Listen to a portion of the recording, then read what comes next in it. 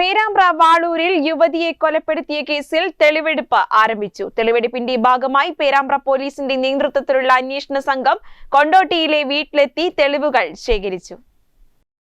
അനു കൊലപാതക കേസിൽ പിടിയിലായ കൊണ്ടോട്ടി കാവുങ്ങൽ ചെറുപറമ്പ് കോളനി സ്വദേശി മുജീബ് റഹ്മാനുമായുള്ള തെളിവെടുപ്പുകൾ ആരംഭിച്ചു. ബൈക്ക് മോഷ്ടിച്ച കൊളോളത്തെ വീട്ടിലെത്തിച്ചായിരുന്നു ആദ്യഘട്ട തെളിവെടുപ്പ് നടന്നത്. അതേസമയം തെളിവെടുപ്പിനായി ബുധനാഴ്ച പേരാമ്പ്രയിലേക്ക് കൊണ്ടുപോകുമെന്നാണ് ആദ്യം വ്യക്തമാക്കിയിരുന്നതെങ്കിലും ഇത് മാറ്റിവെക്കുകയായിരുന്നു.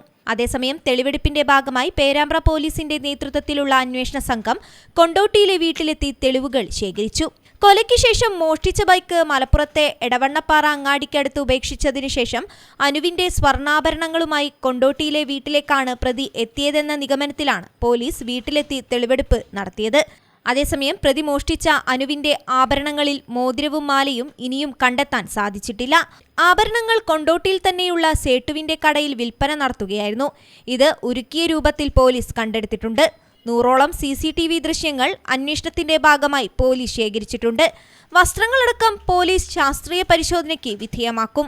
കഴിഞ്ഞ ദിവസം കോടതിയിൽ ഹാജരാക്കിയ പ്രതി മുജീബ് റഹ്മാനെ പേരാമ്പ്ര 2ാം ക്ലാസ് മജിസ്ട്രേറ്റ് കോടതി 5 ദിവസത്തേക്കാണ് പോലീസ് കസ്റ്റഡിയിൽ വിട്ടത്.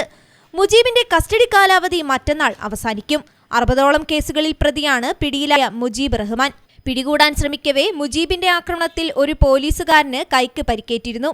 പ്രതിയുടെ വീട്ടിൽ നിന്ന് മാരകായുധങ്ങളും പോലീസ് കണ്ടെടുത്തിട്ടുണ്ട്. News bureau, Kondotty.